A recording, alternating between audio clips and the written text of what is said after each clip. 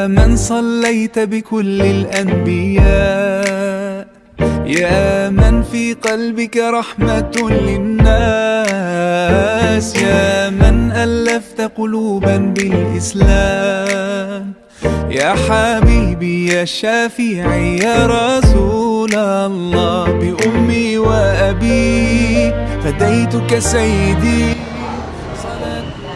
أعوذ بالله من الشيطان الرجيم.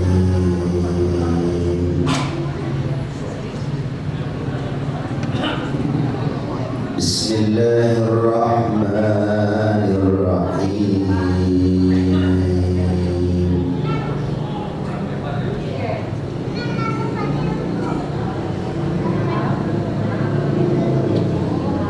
سبحان الذي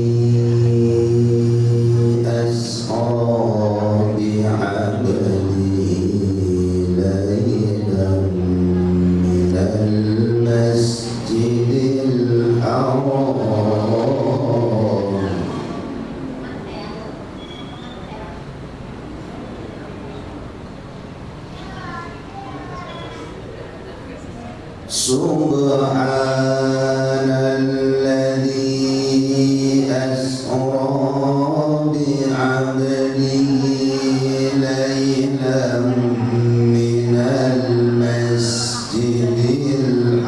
الحرام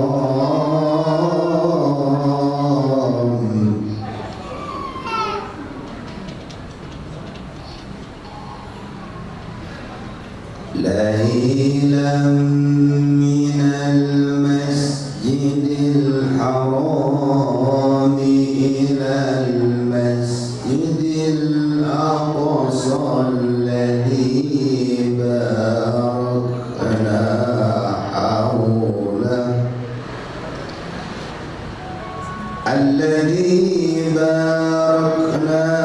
حوله لنريه من آياتنا.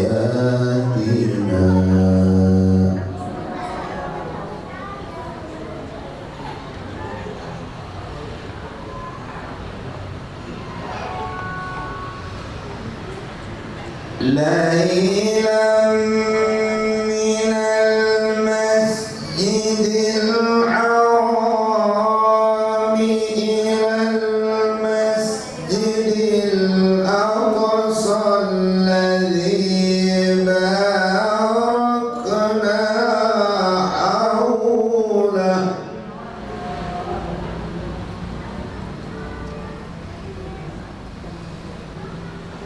لنريه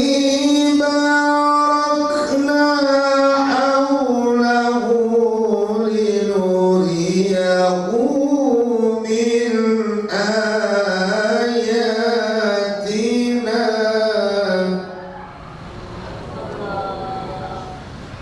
إنه هو السميع البصير.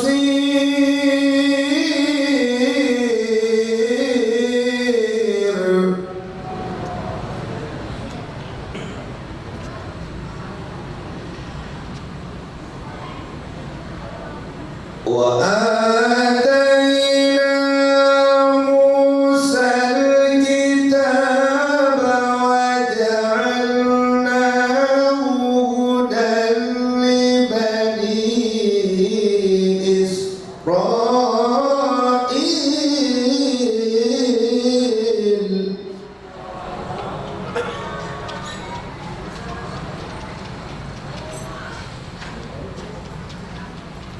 هدى لبني إسرائيل ألا تتخذوا من دوني وكيلا.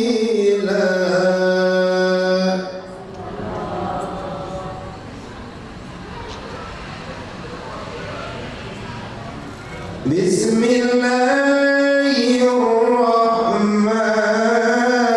الرحيم.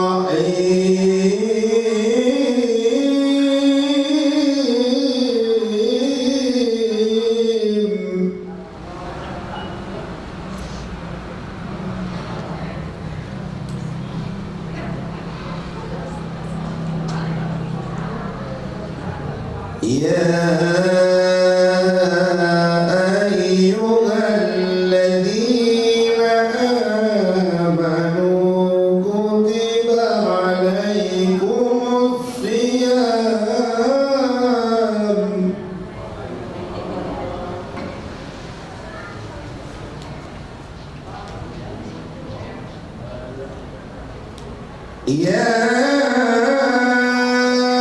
أيها الذين آمنوا كتب عليكم الصيام كما كتب على الذين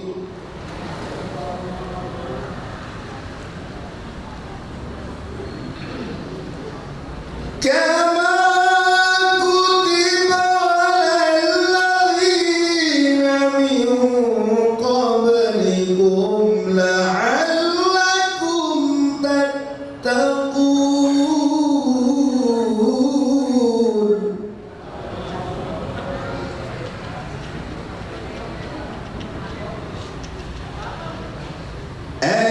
أياما معدودات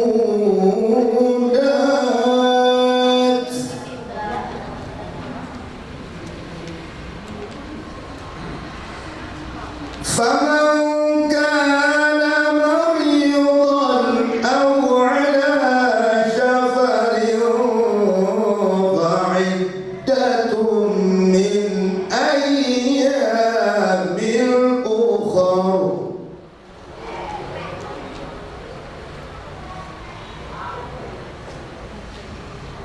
وعلى الذين يطيقونه فدية طعام مسكين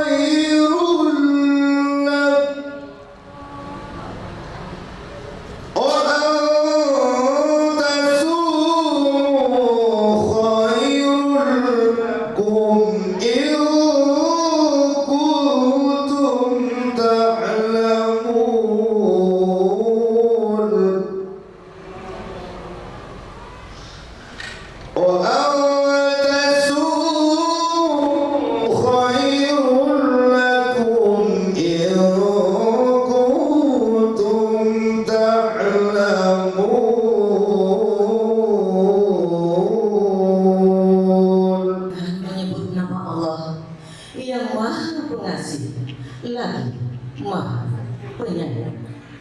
Maha suci Allah yang telah memperjalankan hambanya Muhammad pada malam hari dari Masjidil Haram ke Masjidil Aqsa, yang telah kami berkahi sekelilingnya agar kami perlihatkan kepadanya sebagian tanda-tanda kebesarannya.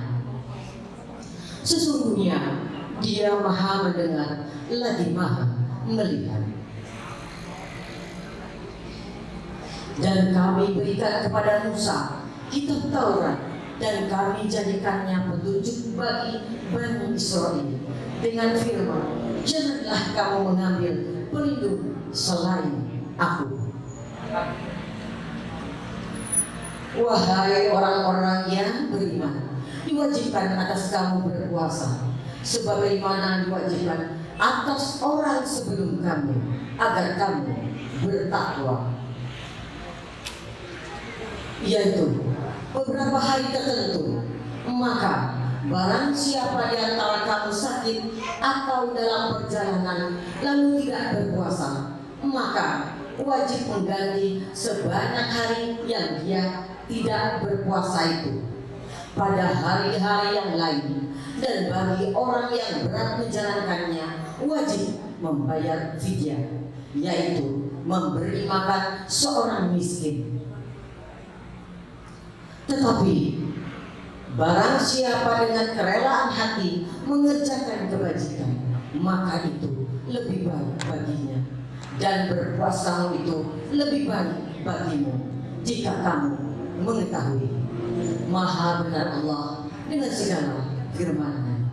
Alladzina amanu sallu alaihi wa sallimu taslima. Allahumma salli wa sallim wa barik alaihi wa ala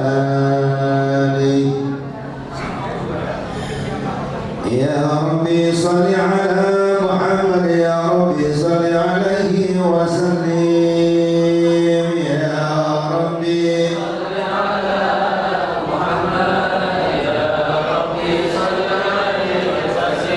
يا ربي صل على محمد يا ربي بلغ الوسيلة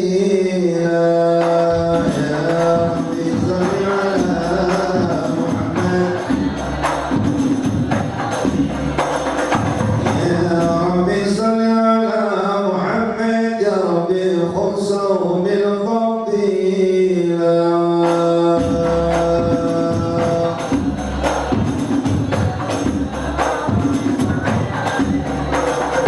يا ربي صل على محمد يا ربي وارض عن الصحابة يا ربي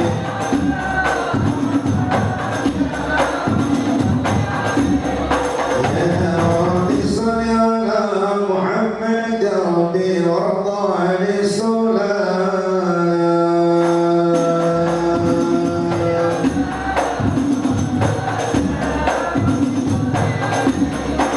يا ربي صل على محمد يا ربي وارض عن المشايخ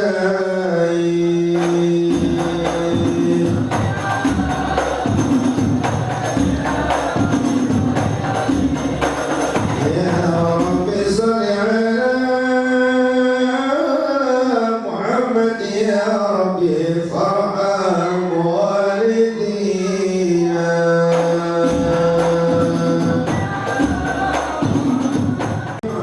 يا ربي وارحم كل مسلم يا ربي صل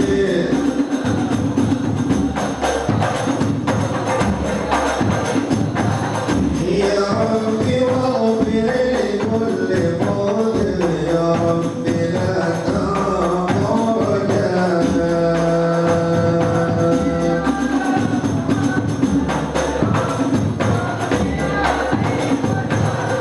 يا ربي أسامي دعانا يا ربي خلينا نزور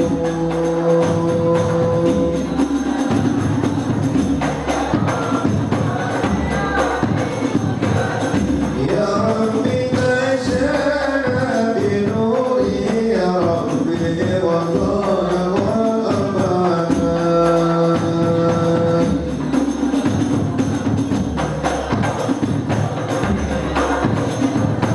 يا ربي وأزكي المدينة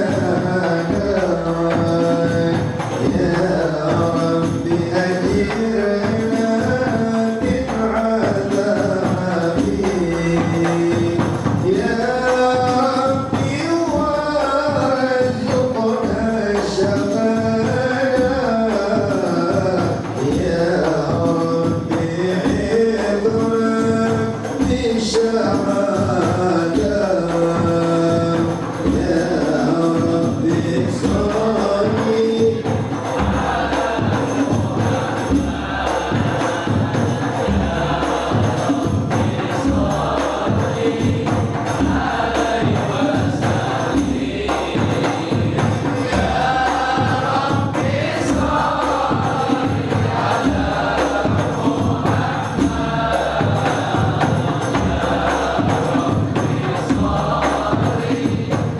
ربي صل عليه وسلم يا ربي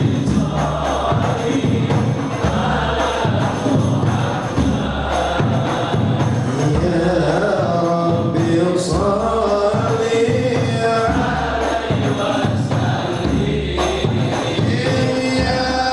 ربي صل على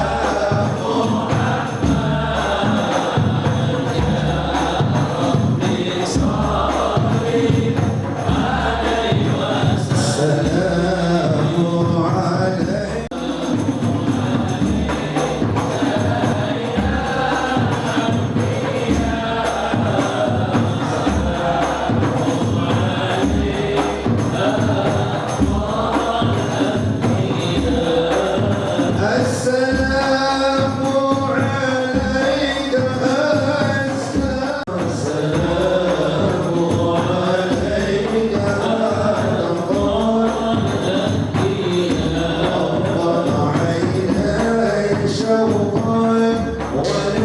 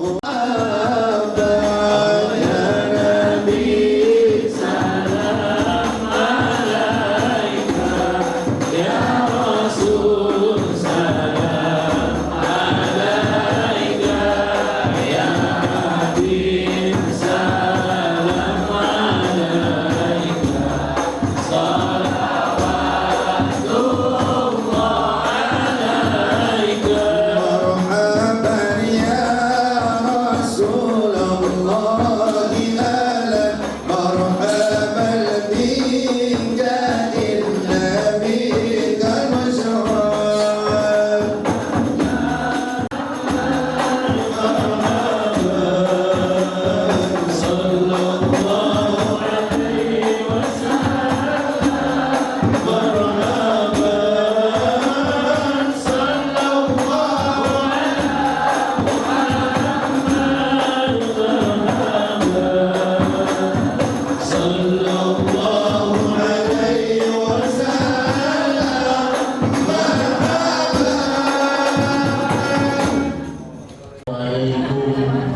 warahmatullahi wabarakatuh.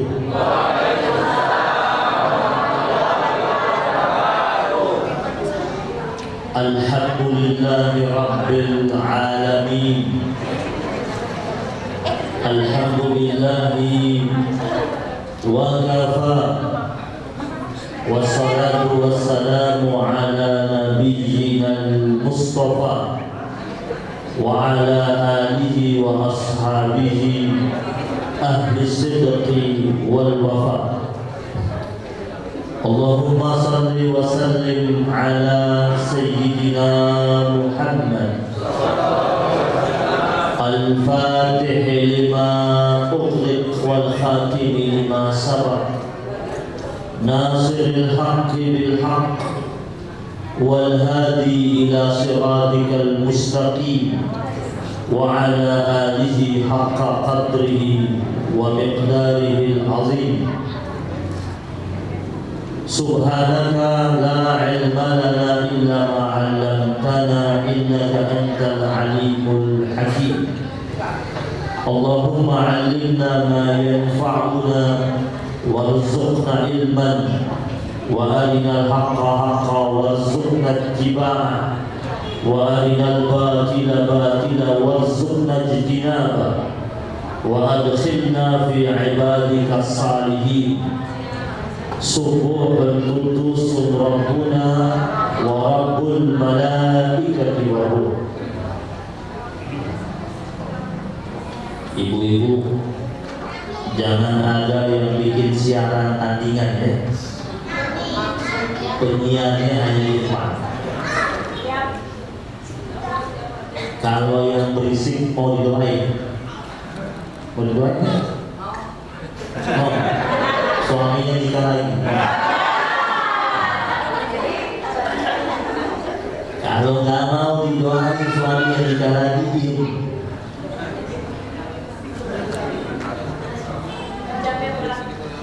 Sejamnya berapa? Ada yang nantang lagi. Sejamnya berapa? Yang sama-sama kita hormati dan kita cintai Ketua Panitia Peringatan Isra dan Mi'raj, merangkap Maulid, merangkap Maulid Nabi besar Muhammad sallallahu alaihi wasallam, merangkap tarhib Ramadan. Ini panitia paling irit nih. Disuruh ceramah 3 tema, penceramahnya 1 orang.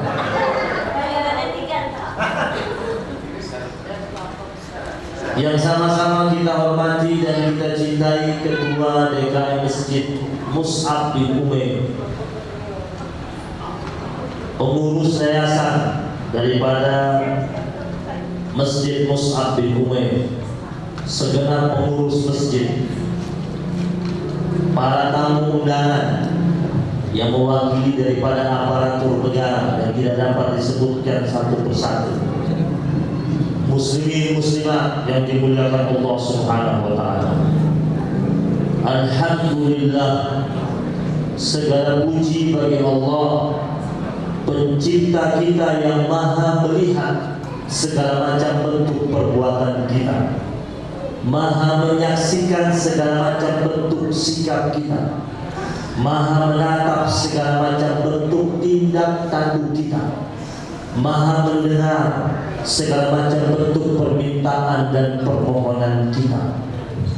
Dialah Allah Subhanahu wa taala yang setiap saat, setiap waktu, setiap detik menurunkan rangkaian kenikmatan yang bertubi-tubi dalam kehidupan kita, baik setelah kita memintanya atau sebelum kita meminta.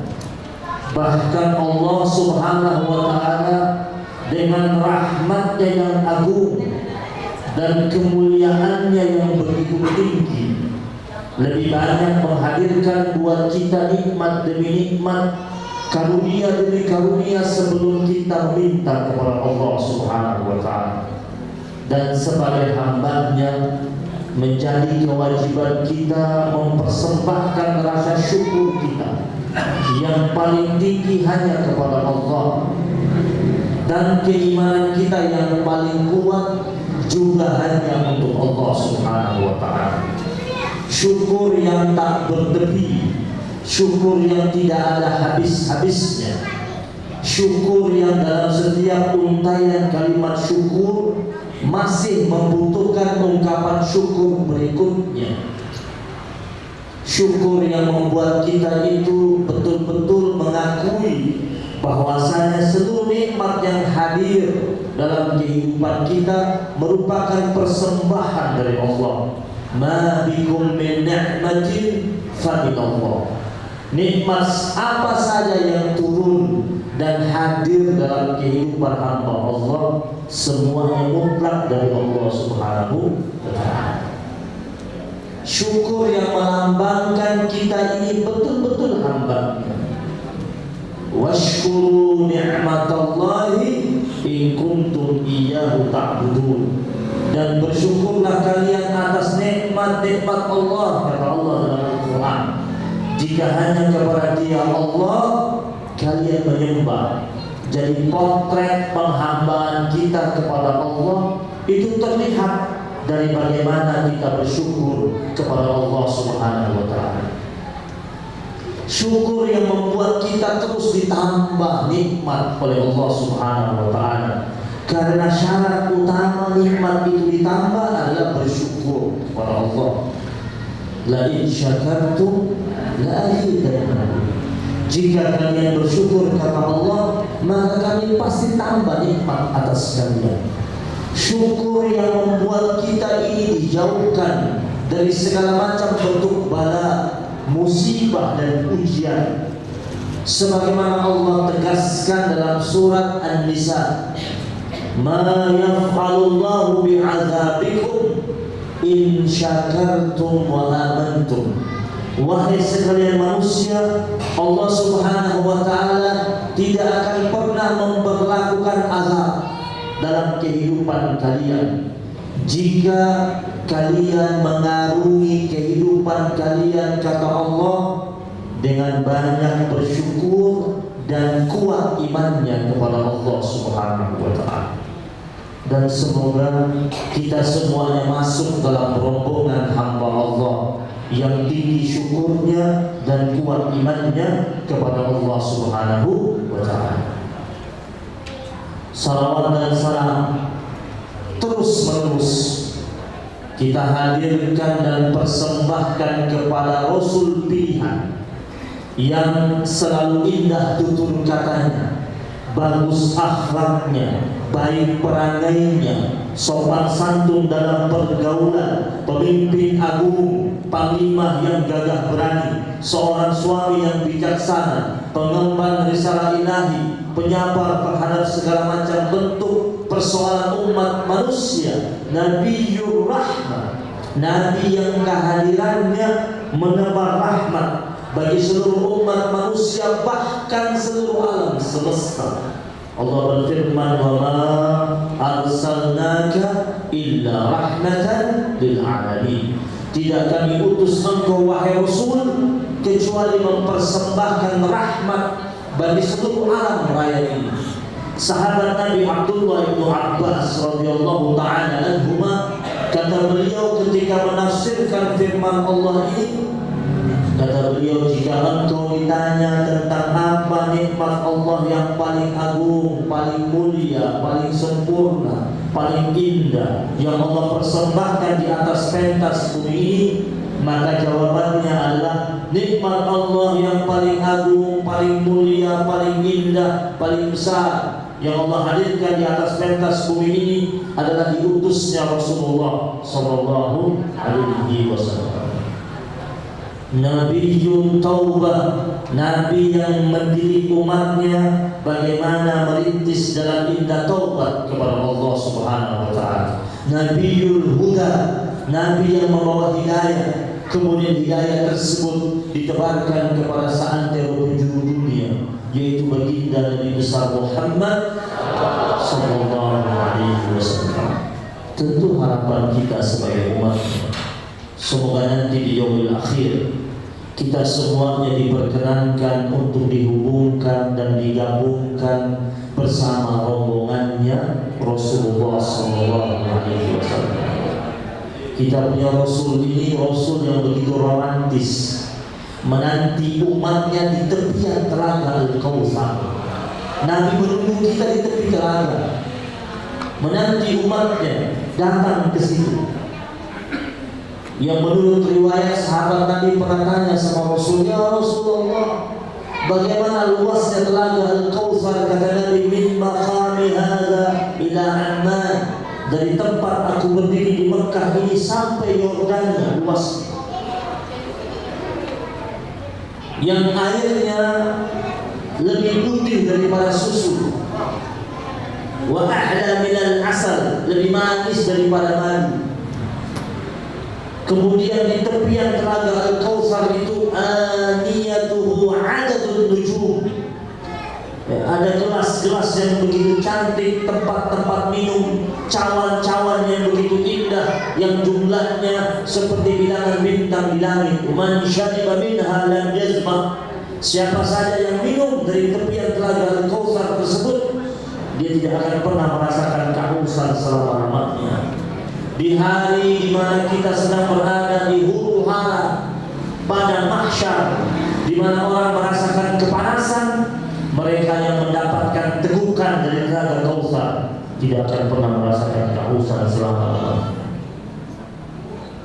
Dan di malam hari ini kita hadir di majlis yang mulia, duduk di masjid yang diberi nama salah seorang sahabat Nabi, Mus'ab bin Umair, yang mendapatkan julukan Muqri'ul Madinah. Dia harus tahu kenapa namanya Mus'ab bin Umair, harus kenal namanya Mus'ab bin Umair. Muqri'ul Madinah, Mus'ab ini adalah sahabat Nabi yang Nabi kirim lebih dahulu masuk ke Yathrib sebelum Nabi hijrah ke Yathrib. Ya. Jadi ketika Bai'atul Aqabah yang pertama, datang beberapa orang dari Yathrib berbaiat setia dengan Rasul. Ketika orang-orang itu pulang, Nabi titip Mus'ab bin Umair. Mus'ab bin Umair dititip oleh Nabi untuk berangkat ke sana, berdakwah di sana. Siapa ini Mus'ab? Anak orang kaya raya di kota Mekah. Ibunya berduit, hartanya melimpah. Mus'ab bin Umair lelaki tampan, ganteng. Menurut riwayat, jangankan perempuan, laki-laki aja, laki-laki yang dia senang. Tampan orangnya, santun. Mus'ab bin Umair ketika tinggal di kota Mekah jadi trend center pemuda-pemuda kota Mekah. Mus'ab bin Umair bajunya paling bagus, ibunya manjain dia. Menurut riwayat Mus'ab bin Umair, kalau dia lewat di sebuah lorong, dia sudah lewat berapa meter, harum bajunya masih dicium. Dan kita tahu apa itu. Tapi ketika dia masuk Islam, ibunya malah besar. Ibunya tidak terima Mus'ab bin Umair masuk Islam. Tapi Mus'ab bin Umair bertahan dengan keislamannya, tidak goyah. Dan Nabi utus dia ke Yathrib berdakwah di sana. Pertama kali Mus'ab bin Umair masuk di Yathrib, dia mendapatkan banyak penolakan. Termasuk yang menolak beliau adalah Sa'ad bin Mu'az, salah seorang pemuda tokoh Yathrib pada waktu itu, yang cukup menentang Mus'ab bin Umair. Tapi Mus'ab bin Umair orangnya santun. Dimusuhi dia tidak balas dengan kekerasan. Ini Mus'ab bin Umair. Jadi Sa'ad bin Mu'az ini pernah bilang sama temannya namanya Usaid bin Hudair. Usaid bin Hudair teman akrabnya Sa'ad bin Mu'az. Kata Sa'ad bin Mu'az, kamu berani nggak takut-takutin Mus'ab bin Umair? Kata Usaid, kecil itu. Udah kesana. Ini gara-gara Mus'ab bin Umair, saudara sepupu saya udah masuk Islam. Jadi dakwah Islamiyah itu memang tidak mudah. Dakwah tauhid itu nggak ringan, dan seluruh nabi-nabi mengalaminya, dan sahabat-sahabat Nabi pun mengalaminya. Usaid bin Hudair datang dengan wajah galak menemui Mus'ab bin Umair. Sampai di sana ketemu sama Mus'ab, ngomong langsung manut dan mengucapkan 2 kalimat syahadat. Pulang dari pertemuan dengan Mus'ab bin Umair, Usaid jalan. Usaid bin Hudair jalan. Lagi-lagi berpapasan dengan Sa'ad bin Mu'az. Sa'ad bin Mu'az dia dari jauh. Ini kayaknya ada yang gak beres sama Usaid bin Hudair. Tadi waktu dia berangkat mukanya galak. Kok pulang dari sana kok mukanya kayak ayam sayur nih. Ketika dekat, kata Sa'ad bin Mu'az, ya Usaid, apa yang terjadi dengan wajahmu? Kenapa hilang wajah garang di wajahmu itu hilang? Kenapa nggak garang lagi? Tapi Usaid malu kalau dia mengatakan dia sudah masuk Islam. Dia bilang apa? Mus'ab bin Umair sama teman-temannya lagi nunggu ente di sana. Kata dia, lu jual gue beli. Jadi Usaid bin Hudair ini keinginan dia apa? Biar Sa'ad bin Mu'az ngerasain sendiri bagaimana tutur katanya Mus'ab bin Umair. Jadi Mus'ab bin Umair ini siapa saja kalau duduk sama dia bicara langsung manut. Ini Nabi kirim orang yang tepat. Ini Nabi kirim tuh orangnya tampan, gagah, tutur katanya halus, dan kalau dia berdakwah tepat sasaran. Dan diputus Mus'ab bin Umair. Lalu Sa'ad bin Mu'az marah. Oh, berarti dia tantang saya. Berangkat Sa'ad bin Mu'az. Dia bawa tombaknya, naik kudanya, sampai depan rumahnya Mus'ab bin Umair. Dia teriak, wahai Mus'ab, keluar engkau. Mus'ab keluar dengan wajah yang tenang. Sa'ad bin Mu'az kaget. Kata Usaid bin Hudair, katanya dia nantang saya, tapi kenapa dia keluar dengan senyuman? Kata Mus'ab bin Umair kepada Sa'ad, ya Sa'ad, ayo turun dari kudanya, kita ngobrol sebentar. Apa kata Sa'ad bin Mu'az? Gue gak mau ngomong, karena dia tahu kalau ngobrol selesai sudah. Dia bilang, enggak, saya gak mau ngomong. Saya dengar kabar kau tantang saya. Kata Mus'ab bin Umair, enggak, saya gak tantang engkau. Ayolah turun dari kudamu, kita ngobrol sebentar saja. Mus'ab bin Umair merayunya, mengatakan, ya Sa'ad bin Mu'az, turun sebentar. Dengar kata-kataku. Kalau engkau dengar kata-kata saya sebentar saja. Kalau engkau suka, engkau boleh ambil. Kalau engkau tidak suka, engkau boleh buang jauh-jauh. Akhirnya Mus'ab berhasil merayu Sa'ad bin Mu'az. Sa'ad bin Mu'az turun dari kudanya, dia tancapkan tombaknya dan duduk berhadapan dengan Mus'ab bin Umair. Mus'ab bin Umair baru beberapa ayat yang dia sitir di hadapan Sa'ad bin Mu'az. Langsung Sa'ad bin Mu'az mengatakan kepada Mu'az, ya Mu'az, di tempat kalian kalau orang mau masuk Islam apa yang dilakukan? Kata Mus'ab, dia mandi di sana, lalu dia wudhu dengan wudhu yang sempurna, dan dia mengucapkan 2 kalimat syahadat. Lalu kata Sa'ad bin Mu'az, mana kamar mandi? Mus'ab kira dia mau ke kamar kecil, nanti dia mandi, diajarkan wudhu. Lalu akhirnya Sa'ad bin Mu'az mengucapkan 2 kalimat syahadat. ini dakwah seorang Mus'ab bin Umair. Ini ceritanya panjang nih, bisa sampai jam 2 nih. Dipersingkat, Sa'ad bin Mu'adz ini nanti di kemudian hari terkenal sebagai salah satu tokoh utama dari Ansor. Kalau kita baca hadis riwayat dari Aisyah radhiyallahu taala anha, dikatakan ada 3 pemuda-pemuda utama dari Ansor yang Nabi sangat banggakan mereka.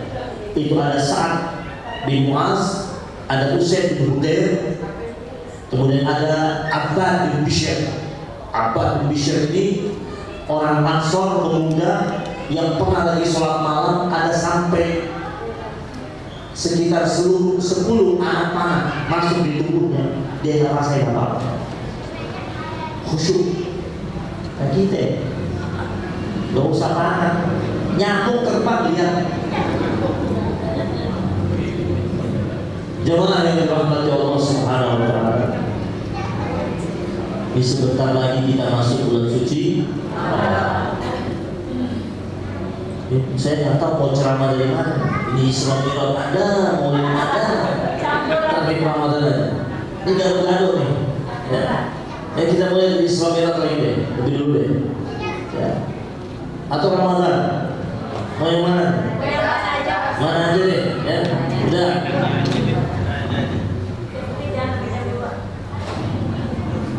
Yang penting jangan baca doa ya. Ya, makanya tenang-tenang. Bapak aman, ibu lagi tenang. Jemaah yang dirahmati Allah Subhanahu wa taala, sebentar lagi dalam hitungan hari kita akan memasuki bulan suci Ramadan. Rangkaian Ramadan ini harus kita ingat baik-baik. Sebelum masuk Ramadan ada 2 bulan yang kita lewati sebelumnya, yaitu bulan Rajab dan bulan Sya'ban. Kita sering doa, Allahumma barik lana fi Rajab wa Sya'ban wa balighna Ramadan. Sekarang sudah masuk bulan Sya'ban, kita bilang Allahumma barik lana fi Sya'ban wa balighna Ramadan. Dahulu ulama-ulama salafus salih kalau masuk bulan Sya'ban itu mereka sudah mempersiapkan diri mereka untuk menyambut Ramadan dari bulan Sya'ban. Sehingga dikatakan bulan Sya'ban itu adalah bulan persiapan untuk melakukan pendaratan yang begitu mulus di bulan suci Ramadan. Segala macam bentuk riyadhah rohaniyah mulai digiatkan kembali di bulan Sya'ban. Puasa sunnahnya, tilawatul Qur'annya, zikirnya, qiyamul lailnya mulai digiatkan. Dia mulai mencari formula ibadahnya yang terbaik, sehingga Ramadan yang bakal dia sambut tersebut dapat dia jalankan dengan sebaik-baiknya dari awal sampai akhir. Kita tahu perintah tentang puasa ini turun firman Allah Subhanahu wa taala di penghujung bulan Sya'ban, di hari Senin, fi sanati sanataini minal hijrah al-mubarakah, di tahun kedua dari hijrahnya Rasulullah sallallahu alaihi wasallam. Di bulan Sya'ban juga turun perintah Allah Subhanahu wa taala untuk membaca salawat ala Nabi. Innallaha wa malaikatahu yusholluna ala Nabi. Ya ayyuhalladzina amanu shallu alaihi wa sallimu taslima. Ayat ini turun juga di bulan Sya'ban, sehingga ulama banyak yang mengatakan salah satu amalan yang utama di bulan Sya'ban yaitu memperbanyak membaca salawat ala Nabi. Pertanyaannya, sudah lewat dari setengah bulan dari Sya'ban ini, persiapan kita sudah sampai di mana? Mari kita renungkan baik-baik. Sudah berapa kali Ramadan lewat dalam kehidupan kita semenjak kita diwajibkan saum? Karena ada sudah puluhan tahun puasa. Coba jawab masing-masing. Ada perubahan tidak? Naik kelas tidak? Setiap kali kita masuk ke Ramadan itu sejatinya kita sedang berada di sebuah madrasah agung yang namanya Ramadan, dan kita sekolah di dalamnya selama 1 bulan. Sekolah kita 29 hari atau 30 hari, dan harusnya di penghujung sekolah ini kita mendapatkan ijazah takwa. Karena Allah mengatakan la'allakum tattaqun, agar kalian menjadi pribadi yang bertakwa. Takwa ini kan modal kita. Takwa ini kebutuhan kita. Takwa ini bekal kita. Yang Allah ingatkan dalam Al-Quran, wa tazawwadu fa inna khairaz zadi taqwa. Maka berbekallah kalian wahai hamba-hamba Allah, dan sebaik-baiknya bekal yang harus kalian persiapkan itu adalah takwa. Seluruh tatanan amal ibadah kita itu muara akhirnya takwa. Kalau dalam Al-Quran kita cek ya, firman Allah yang berbicara tentang takwa itu ada sekitar 115 ayat yang berbicara tentang takwa. Pesan yang tidak sedikit jumlahnya dalam Al-Quran. Pesan takwa adalah pesan yang paling sering Nabi sampaikan kepada umat. Sampai-sampai setiap Jumat Nabi naik ke atas mimbar mensitir firman Allah tentang takwa. Takwa yang dalam makna Al-Quran bermakna takut, sebagaimana Allah Subhanahu wa taala tegaskan dalam Al-Quran dalam salah satu firman-Nya dalam surat Al-Baqarah, wa iyaya fattaqun, dan hanya kepada Aku Allah kalian takut. Jadi puncak takutnya kita ini sama siapa? Jadi takutnya kita sama Allah ini adalah takut yang dibungkus dengan cinta. Seorang pecinta kalau dia takut sama kekasihnya, wajar nggak? Wajar. Biasanya pecinta itu dia takut kehilangan kekasihnya, takut kalau kekasihnya marah atau murka, takut tidak mendapatkan perhatian dari kekasihnya. Dan kita ketika bertakwa kepada Allah, kita betul-betul hanya takut kepada Allah. Sandaran kita hanya mutlak kepada Allah. Harapan kita hanya kepada Allah. Ketika kita mengucapkan Allahus Samad, Allah tempat kita bersandar. Huwallazi yasmudu ilaihi hajat, kata para ulama. Dia Allah di mana segala macam bentuk hajat, keinginan kita sandarkan, tumpuan utama kita. Maka pada saat itu pula kita sadari betul, jangan minta kepada makhluk. Kata ulama begini, la taqdu bil makhluk wallahu akram. Jangan pernah minta sama makhluk. Allah lebih jauh dekat denganmu. Yang paling dekat sama kita siapa? Dan Allah sudah umumkan itu kan. Coba kita lihat dalam Quran. Ketika Allah memulai firman-Nya tentang puasa dari 183 dan seterusnya, di tengah-tengah firman Allah tentang puasa itu ada ayat yang tidak bicara tentang puasa. Seakan-akan tidak ada kaitannya, ternyata ada kaitannya. Ada di tengah-tengah itu ada firman Allah, wa idza sa'alaka 'ibadi, ya kan? Wa idza sa'alaka 'ibadi anni fa inni qarib ujibu da'watad da'i idza da'an falyastajibu li wal yu'minu bi la'allahum yarshudun. Kata ulama, ayat ini tetap ada kaitannya dengan puasa. Puasa ini sebagai sarana kita atau media kita untuk mendekatkan diri kita kepada Allah Subhanahu wa taala. Penting. Maka jangan pernah minta sama makhluk. Wallahu akram. Allah lebih jauh dekat dengan kita. Kalau kita bilang begini, saya punya kekasih yang dekat sama saya, ya, Allah lebih dekat. Saya punya rumah yang dekat dengan saya, tidak, Allah lebih dekat. Saya punya perusahaan yang dekat dengan saya, tidak, Allah lebih dekat. Saya punya anak yang rapat dengan saya, tidak, Allah lebih dekat. Ya, ada orang bilang sama kekasihnya, kita bakal sehidup semati, bohong. Lu mati gua kagak. Ya, berjanji bakal sehidup semati, nggak mungkin. Ketika kekasihnya mati, berapa lama dia nangis? Apalagi yang bapak-bapak nangisnya menjijik.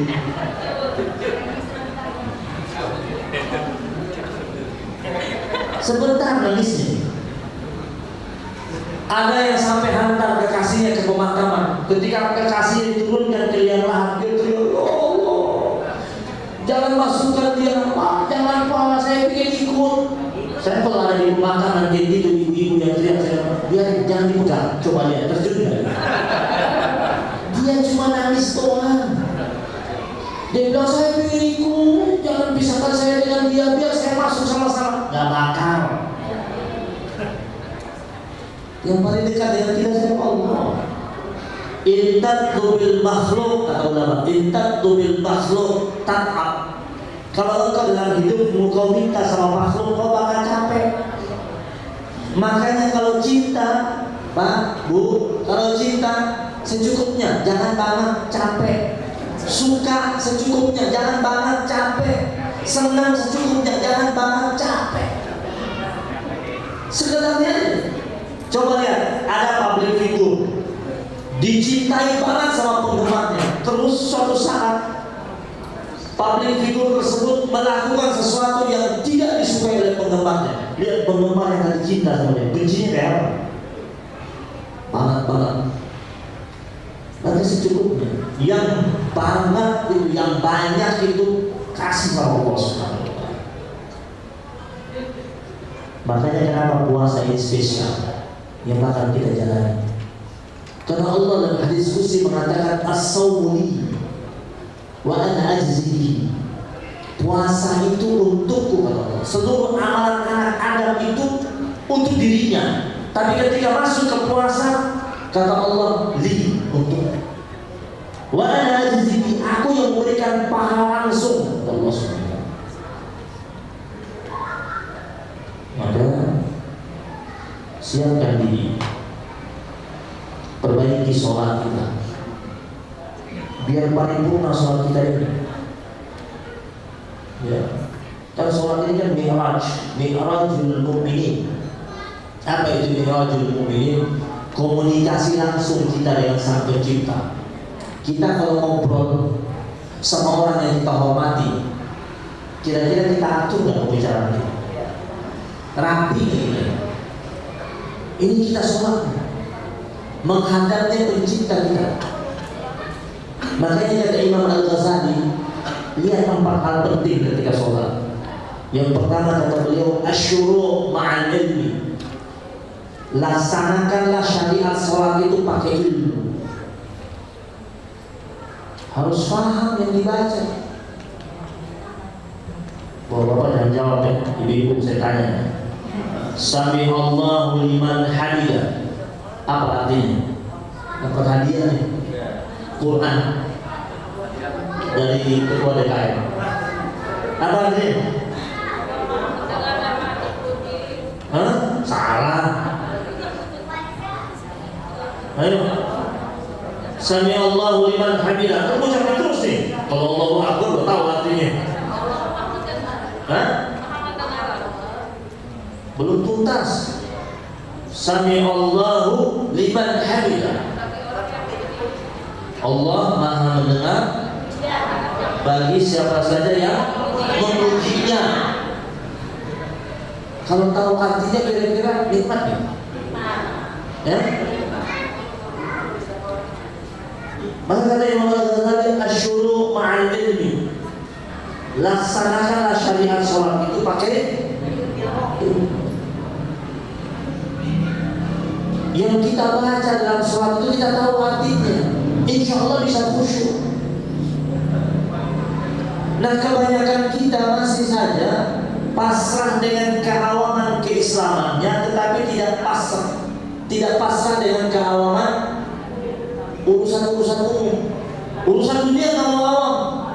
Punya rumah pinginnya lebih luas, jabatan lebih naik lagi, pangkat lebih tinggi lagi, harta terus bertambah, aset semakin banyak.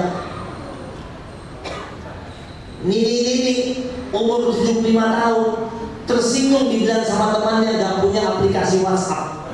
Pulang ke rumah belajar sama cicitnya, sampai dia punya Instagram, punya WhatsApp, punya Twitter.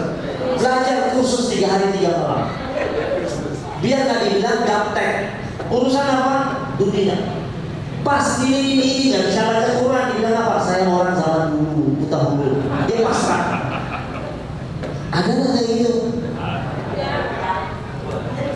Jadi untuk urusan dunia dia tidak mau ketinggalan zaman. Berita di YouTube apa yang muncul hari ini, dia update terus. Giliran sholat, aki-aki umur 65 tahun sholat, sudah puluhan tahun dia sholat, hafalan yang dia baca ketika sholat ayatnya itu aja, nggak nambah-nambah. Ini ketawa-ketawa pelakunya. Setiap kali sholat sendirian apa yang dibaca ya? Triokul, Al-Ikhlas, Al-Falaq, An-Nas, Wal-Asri, Inna A'tayna. Pas coba-coba mau baca surat Al-Kafirun gak selesai-selesai. Gara-gara jarang dipraktekin. Jadi semua yang dirahmati Allah Subhanahu wa Ta'ala, kita harus tambah perbendaharaan bacaan kita. Jangan puluhan tahun kita sholat ayatnya itu terus. Bukan tidak sah, tetap sah. Tapi malaikat bisa nebak apa yang bapak-bapak mau baca. Baru berdiri, ada namanya Yusuf, baru masuk. Mohon maaf kalau ada nama Yusuf di sini, masuk dia. Pas sholat Allahu Akbar, kata malaikat, gue udah tahu ini khas. Boleh sekali-kali itu antum bikin malaikat kagak bisa nebak. Allahu Akbar, kata baca surat At-Tariq, kata malaikat tumben nih tambahan amalannya. Ilmu penting. Bahkan pengetahuan kita tentang la ilaha illallah itu pakai ilmu. Lihat dalam surat Muhammad ayat yang ke-19. Fa'lam annahu la ilaha illallah wastaghfir li dhanbika walil mu'minina wal mu'minat wallahu ya'lamu mutaqallabakum wa maswaakum. Jelas Allah kata fa'lam, maka ketahuilah tidak ada Tuhan selain, dan beristighfarlah engkau untuk dosa-dosamu dan dosa-dosa mukminin mukminat. Ini jadi dalil kalau orang tanya apa hukumnya beristighfar untuk mukminin mukminat, hukumnya wajib bukan sunnah. Dalilnya Al-Quran surat Muhammad ayat 19. Jelas. Jadi kalau orang baca, mohon maaf nih, ini ada Jumatan di sini. Nah, khatib Jumat baca Allahumma ghfir lil muslimina wal muslimat wal mu'minina wal mu'minat. Angkat tangan, amin. Saya kadang-kadang bingung pas ngomong dia. Kok ada yang nggak angkat tangan? Nggak tahu belajar di mana dia. Sedangkan di Al-Quran Allah suruh beristighfarlah engkau untuk mu'minin mu'minat, muslimin muslimat. Yang pertama ilmu. Yang kedua al-qiyam ma'al hayat, berdiri sholat dalam keadaan malu di hadapan Allah. Jangan kepedean. Datang itu betul-betul merasa sebagai hamba Allah ya. Kita kalau ketemu orang yang terhormat, jalannya gimana? Gimana jalannya? Sedangkan Nabi mengatakan kalau kalian menghormati, kalian menghormati seseorang karena kayanya, kalau kalian telah menggadaikan sepertiga agama kalian. Oh, kama Rasulullah SAW. Ini kita ketemu Allah, ada saltingnya, boleh. Salah tiga dia dapat Allah. Merasa diri kita lemah, hina, nggak percaya, datang. Siapkan pakaian yang terbaik ketika sholat. Pakai apa? Ini ketawa ibu kenapa? Waktu udah ketawa. Pakai apa kalau sholat? Rasa udah mau kongkong. Mohon maaf ya, ibu-ibu ya, mohon maaf nih. Ada acara pesta kondangan di gedung mana paling bagus di Bogor? Ada banyak gedung. Ada acara pesta di gedung, di hotel bagus. Acaranya jam 7 malam. Ibu-ibu di salon dari jam berapa? Biasanya habis asar udah di salon. Itu dia dandan lama. Acaranya di gedung. Yang lihat dia siapa? Yang lihat dia manusia. Tapi ketika datang sholat, yang lihat dia ini Allah. Kok asal-asalan? Bayangin aja datang ke acara kondangan, itu baju yang dia pakai, baju yang laundrynya satuan. Ketika yang dia pakai untuk sholat, yang laundrynya kiloan, paling murah lagi cari.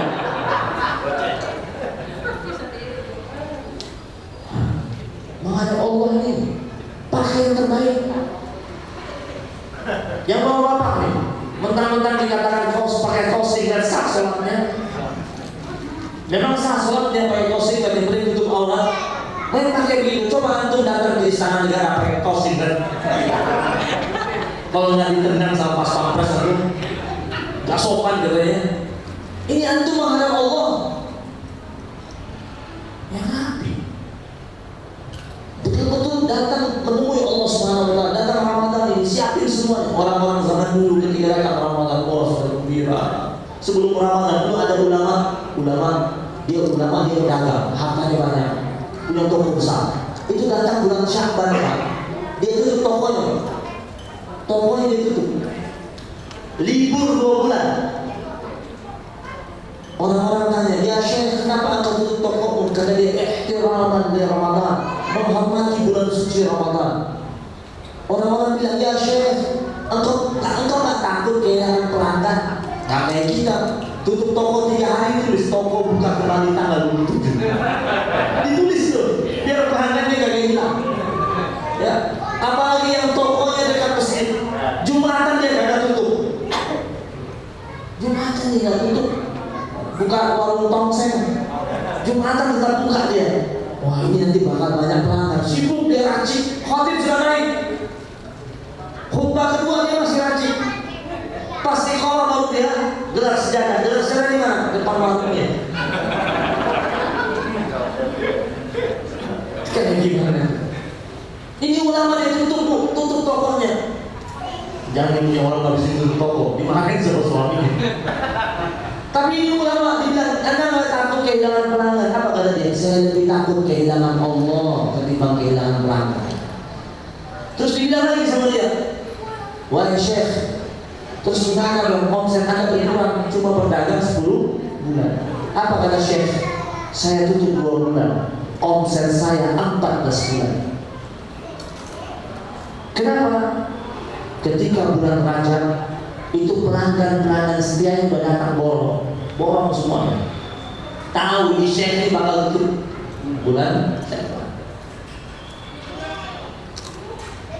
Karena memang serius dia menyambut Ramadan, betul-betul. Nanti kita kadang-kadang bulan Ramadan aja masih ada yang buka. Tuh banyak kaki-kaki di warung-warung, ya, nggak tahu kakinya siapa itu. Sudah banyak orang tanya kan, ya Allah, gimana nih Ustaz? Kenapa katanya kan Nabi mengatakan bahwa sufiyatul syayatin, setan dibelenggu. Itu kan Nabi yang bilang setan dibelenggu. Tapi kenapa masih banyak orang yang maksiat di bulan Ramadan? Kan Nabi bilang setan dibelenggu. Orang yang jahat masih ada di bulan Ramadan. Yang dibelenggu itu setan dari bangsa jin. Adapun setan yang kepalanya hitam dan putih itu yang dibelenggu. Jadi kalau seumpamanya ada orang maksiat di bulan Ramadan, itu orang sudah jadi setan. Jadi hati-hati antum di bulan Ramadan, antum lihat antum punya grup WhatsApp, mulai dari sekarang disortir tuh, mana yang perlu antum like dulu, keluar dulu, izin pamit 1 bulan, nggak gabung dulu, atau notifikasinya di off kan. Jadi dicari grup-grup yang mengingatkan antum kepada Allah. Karena kadang-kadang bahaya juga di grup-grup WhatsApp Ramadan itu.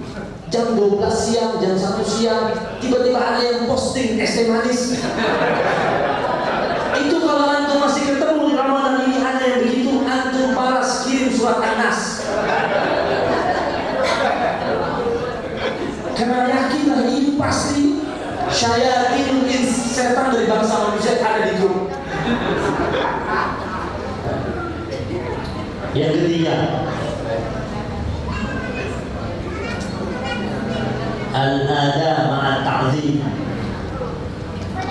melaksanakan prosesi ibadah sholat kita itu dengan takzim. Jadi antum jadikan Allah itu betul-betul agung, begitu mulia, begitu besar. Betul-betul takzim. Sekarang saya tanya, kita kan kalau sholat kita mulai dari takbiratul ihram. Itu kan dimana kita mengagungkan Allah dan mengharapkan segala sesuatu selain Allah. Yang paling agung hanya kita mengatakan Allahu Akbar. Cilakanya kita ini ternyata sering gombal sama Allah. Kita bilang Allah Maha Besar, ternyata di tengah-tengah sholat kita masih ingat kunci yang kita cari yang akan ketemu. Yang ibu-ibu rangkat kedua ingat anak sama yang jemuran belum diangkat, dia suka belum dicabut. Allah bakal bilang, tadi bilangnya saya Allah Maha Besar, lalu kenapa aku dikalahkan sama yang kecil-kecil? Makanya jangan gombal sama Allah. Betul Allah itu betul-betul dibesarkan dan diagungkan. Makanya kata ulama sebelum takbiratul ihram itu baca isti'adzah. A'udzubillahi minasyaitonir rajim. Baca Rabbi a'udzubika min hamazati syayatin wa a'udzubika Rabbi an yahdurun. Kita ingin ibadah sholat kita itu sempurna dan baik. Kita minta bantuan dari Allah Subhanahu wa taala. Karena syaitan dari bangsa jin ini, dia adalah makhluk Allah yang senantiasa menunggu kita di tikungan kelengahan kita. Kapan kita lengah dia masuk. Yang keempat, al-khuruj ma'al khauf. Keluarlah kita dari sholat kita itu dengan rasa takut. Jadi setelah selesai sholat mengucapkan apa ya? Ada orang selesai sholat bilang Alhamdulillah, ada nggak? Nggak ada.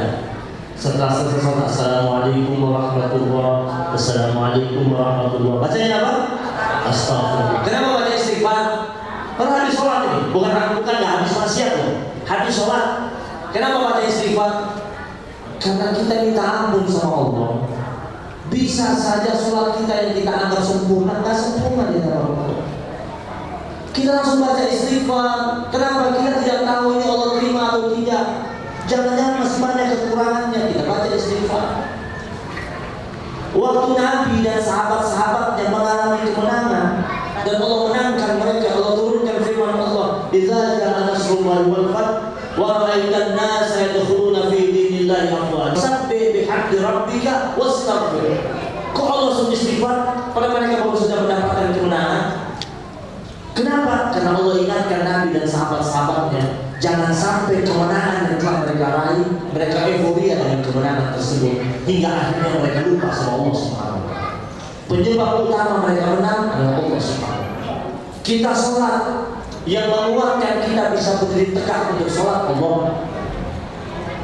Ini berapa rakaat di sini tarawih? Hah? 11 ya? Oke, 11. Saya pesan, tidak apa 11. Asal jangan atur imam. Ini kan kadang-kadang ada jamaah ngatur imam, kesian imamnya diancam, imamnya baru masuk. Jangan panjang ya. Namanya imam dia pemimpin, suka-suka dia. Ada lagi request ayat, pesan ayat. Imam, tiap rakaat kedua dulu, kamu tahu pokoknya. Biarkan imam itu mengimami sholatnya dengan bagus, dengan baik. Jangan diatur imamnya.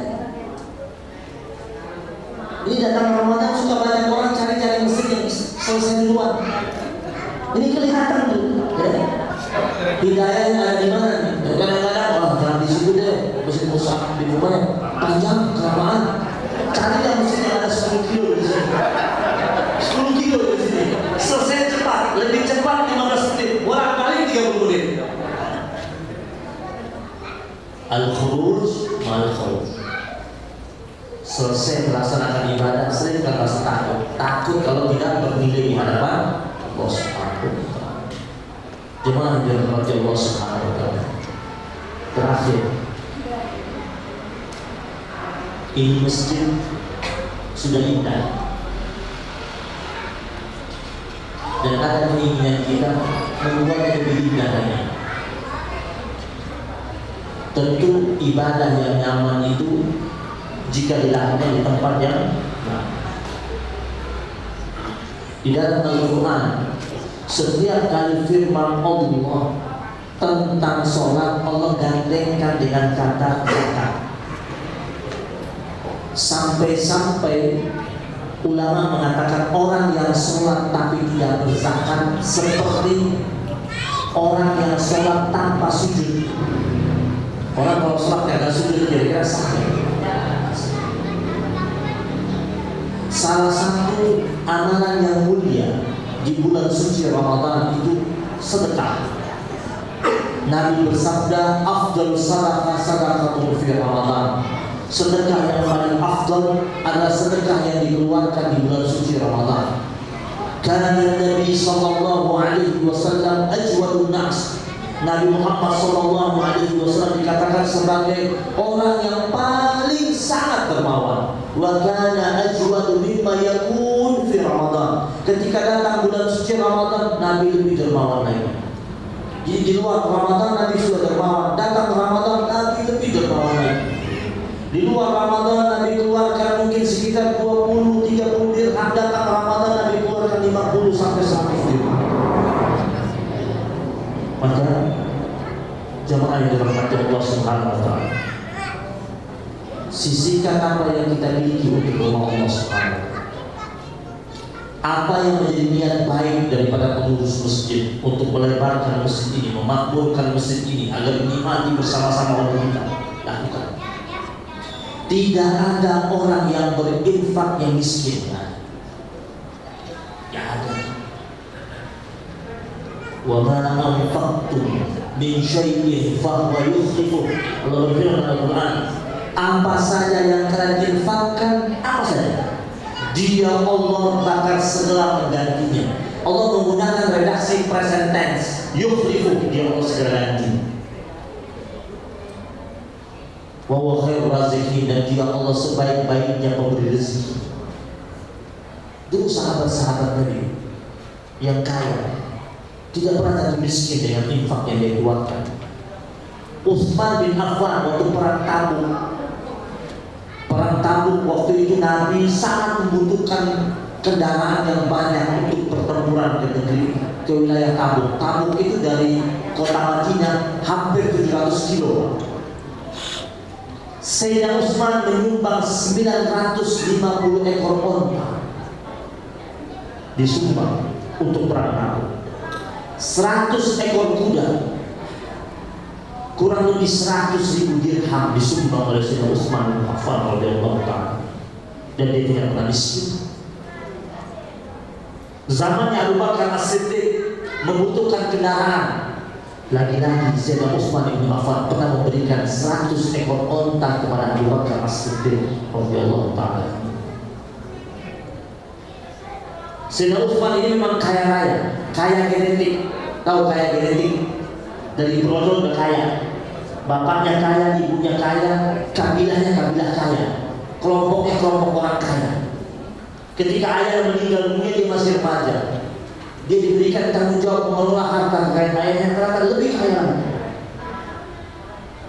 Dan ketika dia menjadi Amirul Mukminin, menjadi pemimpin, Sayyidina Utsman bin Affan banyak menggunakan harta pribadinya untuk perjuangan kaum muslimin. Dan sampai sekarang Sayyidina Utsman bin Affan punya rekening, masih ada rekeningnya di Madinah. Ada hotel Madinah, di Madinah ada hotel bintang 5, hotel Utsman bin Affan, yang perputaran uangnya per tahun antara 150 miliar sampai 250 miliar. Dan uangnya untuk mana? Untuk kaum muslimin. Harta kita ini cuma ada 3. Nabi yang bilang, karena dari anak-anak sering berteriak mali, hartaku.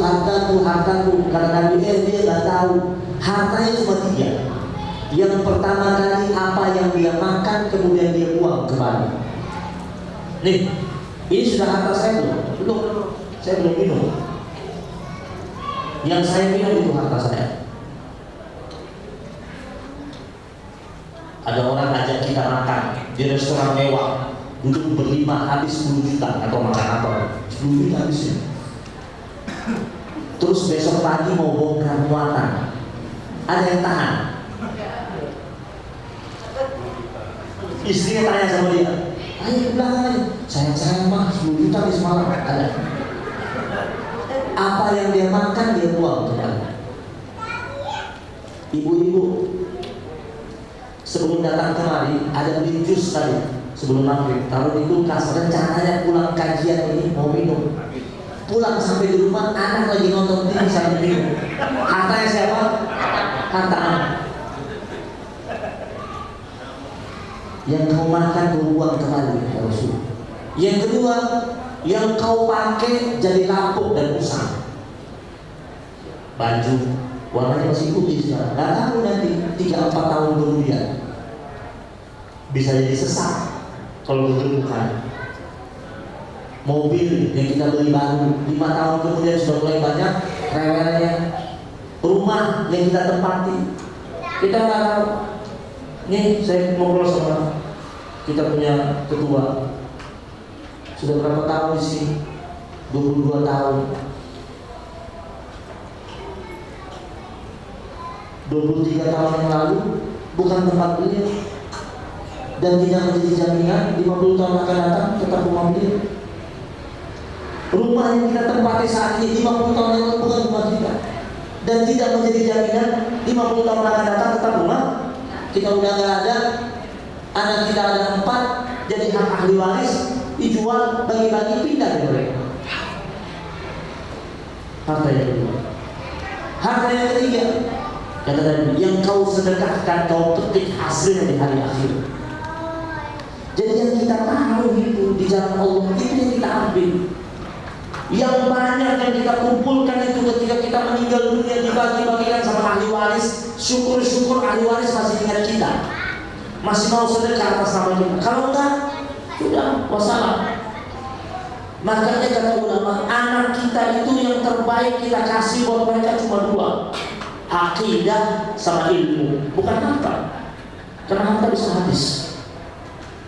Yang penting akidah dan ilmu. Akidah menyelamatkan dia, membuat dia tetap mengesahkan Allah Subhanahu wa taala. Dengan akidah dia bakal jadi anak yang soleh dan soleha, yang senantiasa berdoa buat kita, beristighfar buat kita, bersedekah atas nama kita, karena sudah dikuatkan akidahnya. Ilmu bikin dia jadi kaya. Dengan ilmu dia bisa hidup dimana saja. Ada orang tidak berkali anaknya dengan akidah dan ilmu, biarkan anaknya dengan harta yang begitu banyak. Anaknya tidak mampu mengendalikan harta tersebut, foya-foya habis. Orang tua yang dalam barzah hanya mendapatkan berita dan sedih menyaksikan anaknya di dunia hidup dalam berebutan harta satu dengan yang lainnya. Maka jemaah yang dirahmati Allah Subhanahu wa taala, berapapun angkanya, mulai dari sekarang wujudkan apa yang menjadi cita-cita bersama. Dan tempat yang kita pakai untuk kebaikan itu akan jadi saksi di hadapan Allah Subhanahu wa taala. Jadi saksi. Dia pun nggak usah kasih tahu, nggak usah ngomong-ngomong, nggak usah cerita-cerita.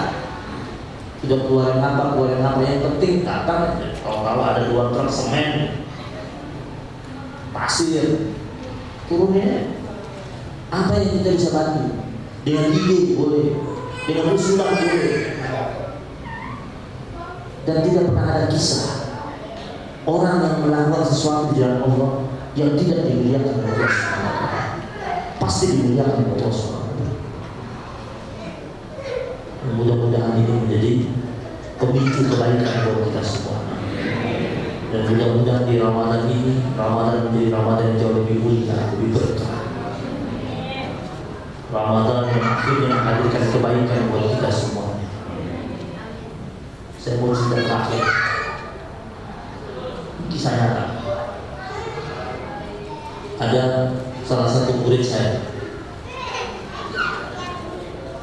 dia beli kapal pinisi. dia beli niatnya untuk bisnis awalnya. Setelah dia beli, dia lihat tempat dia mengoperasikan kapal itu banyak orang miskin. Dia langsung bilang sama nahkodanya, saya nggak mau ambil tiap bulan penghasilan dari kapal pinisi itu, berikan sedekah kepada fakir miskin yang berada di sekitar pelabuhan. Ada puluhan kakak yang dia tanggung tiap bulan dari hasil pinisi. Apa yang terjadi? 6 bulan kemudian dia telepon saya sambil tertawa oleh saya. Pak Ustaz, sedang ada apa? Ternyata gampang banget mancing Allah. Jadi maksudnya apa?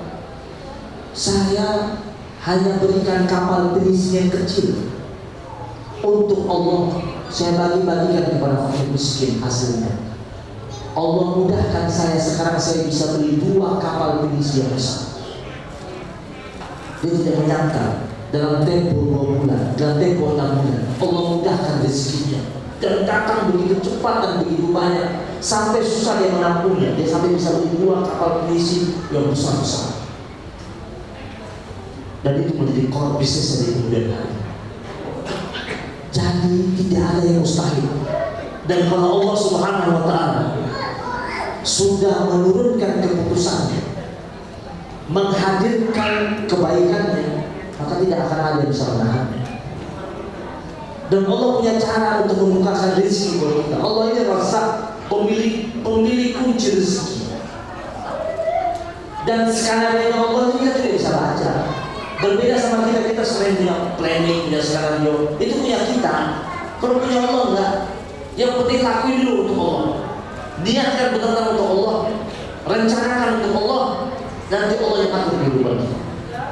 Mudah-mudahan bermanfaat buat kita semuanya. Mudah-mudahan buat kita yang sakit Allah angkat penyakitnya, yang punya hajat dan keinginan Allah kabulkan hajat dan keinginannya, yang punya masalah Allah selesaikan masalah dan problemnya, yang belum berjodoh Allah mudahkan jodohnya. Bapak yang lain, bapak lain. Untuk yang muda-muda ya, yang muda-muda yang belum berjodoh, kita doakan semua mudah-mudahan dapat jodohnya. Yang sedang ujian, Allah luluskan ya ujiannya. Ada hari ini yang ada kulniat yang salihah. Al-Fatihah.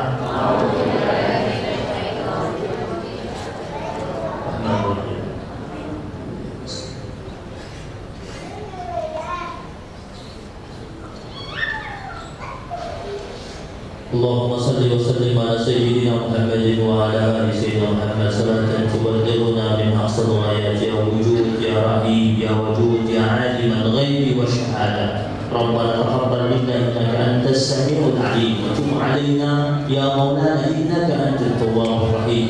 اللهم بحق الفاتحه وبسر الفاتحه وبمعجزه الفاتحه وبكرامه الفاتحه وببركات الفاتحه وبحق من أنزل عليه سورة الفاتحة يا فارج الهم ويا كاشف الغم يا من لعبده يغفر ويرحم. اللهم اجعل إسلامنا إسلام المسلمين وإيماننا إيمان المؤمنين وصلاتنا صلاة الخاشعين ونيتنا نية المخلصين وسجودنا سجود المتواضعين وذنوبنا يا الله ذنوب المستغفرين. واجعل حياتنا حياة العلماء وموتنا بموت الشهداء وادخلنا الجنة مع الأنبياء عليهم الصلاة والسلام. ربنا أرنا الحق حقا وارزقنا اتباعه وأرنا الباطل باطلا وارزقنا اجتنابه. ربنا آتنا من لدنك رحمة وهيئ لنا من أمرنا رشدا.